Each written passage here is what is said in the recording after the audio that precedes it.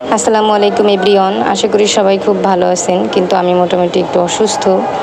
তার ভিতরেও বান্ধবী বলতেছিল সারাদিন শুয়ে থাকি, চল একটু বাইরে থেকে হাইটে আসি, ভালো লাগবে। তাই দুজনে বের হয়ে পড়লাম। পাশে একটা মাঠ আছে, একটু গেলাম ঘুরতে। এই তো গিয়ে একটু ঢং ঢং দিতেছিলাম, কিন্তু সত্যি বলতে আমি ওই রকমের কখনোই কোনো ঢং পারি না।